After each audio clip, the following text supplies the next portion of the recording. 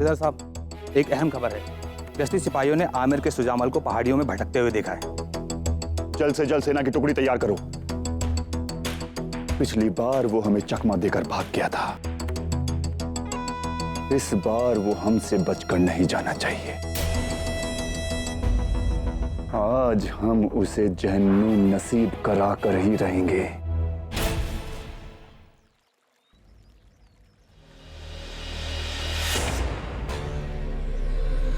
आओ शरीफुद्दीन। बहुत खूब, बिना देखे ही पहचान लिया। पीछे से घात लगाने वाला शरीफुद्दीन के सिवा हो ही कौन सकता है?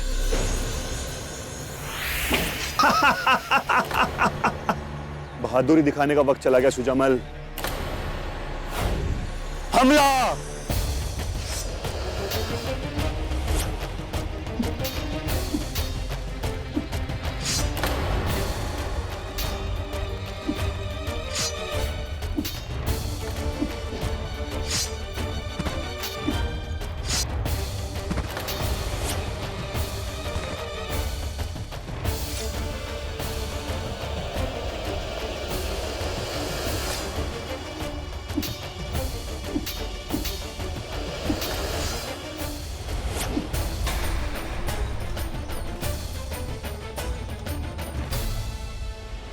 तुमने हम पर पीछे से वार किया, हम भूल भी जाएंगे, किंतु राजा सूर्यभान की मृत्यु का छल हम कभी क्षमा नहीं करेंगे।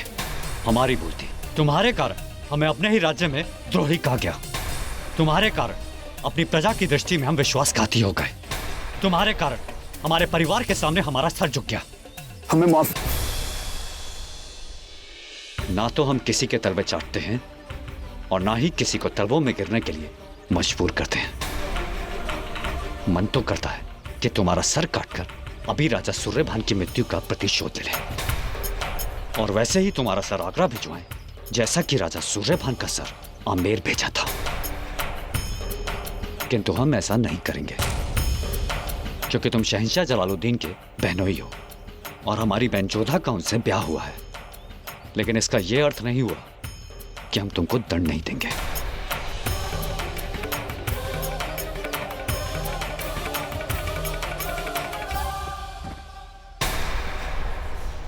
पगड़ी उछलने की पीड़ा सर कटने से अधिक होती है। अब अपना झुका हुआ सर और अपनी गिरी हुई पगड़ी लेकर यहां से जाओ और जीवन भर इसका स्मरण रखना।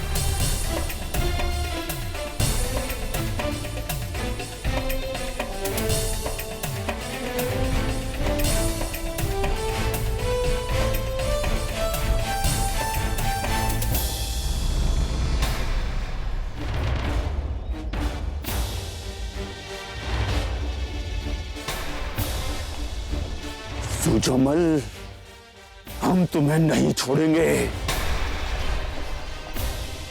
ये बेइज्जती और ये हादसा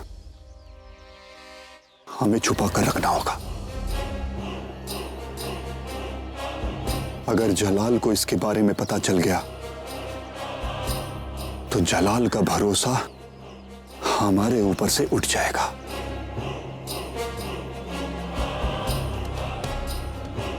सुजामल,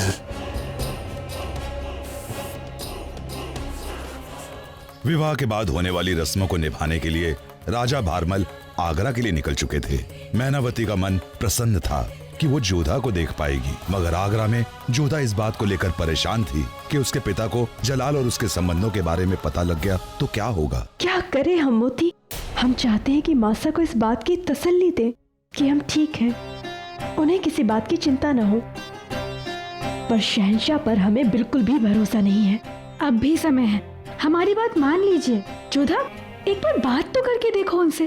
वो आपके पति हैं, आपकी बात नहीं टालेंगे, मान लेंगे। वो नहीं मानेंगे मोती। हमें और हमारे परिवार को पीड़ा में देखकर उन्हें तो प्रसन्नता ही होगी ना, और मासा की नजरों से ये नफरत छिपी कैसे रहेगी? विवाह से पहले भी तो आपकी दोनों शर्तें मान ली थी ना उन्होंने। इतना मत सोचिए जोधा, एक बार शहंशाह से बात तो करके देखिए। ठीक है, मासा और बापूसा की प्रसन्नता के लिए हम कुछ भी करेंगे।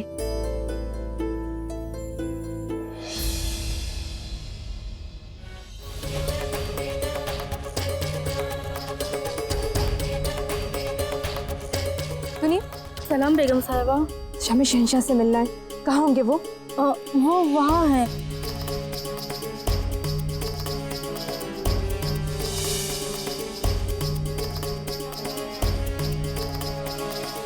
हम शहंशाह से मिलना चाहते हैं। जी बेगम साहिबा, हम शहंशाह को पैगाम दे के आते हैं।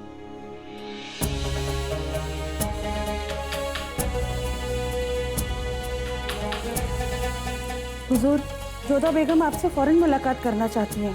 कोई खास बात करनी है।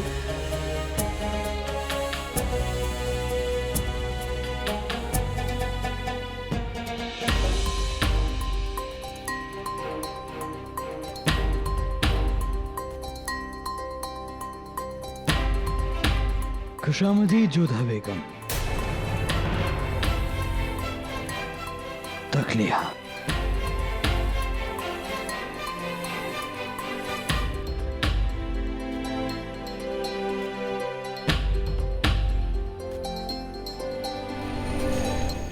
कहिए, कौन सी जरूरत आन पड़ी जिसके लिए आपको हमारे हमाम खाने में आना पड़ा?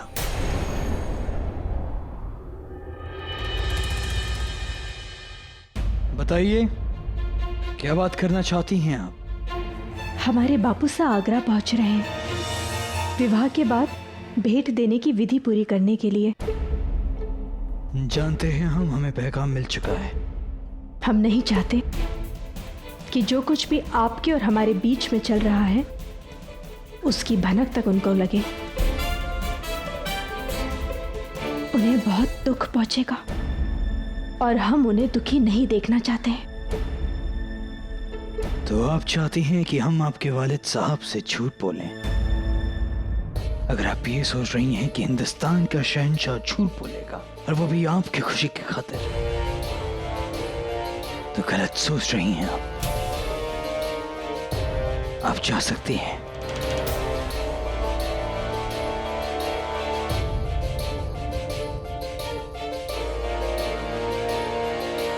रुकिए, एक बात बताइए, आप हमारा हर फरमान तोड़ती हैं, बदले में चाहती हैं कि हम आपका हर अरमान पूरा करें। जब से आप मिली हैं तब से सिर्फ शर्त शर्त शर्त, कभी मजहब की शर्त, कभी मंदिर की शर्त, कभी कपड़ों की शर्त। और अब आप चाहती हैं कि हम आपके वालिद साहब से झूठ बोलें।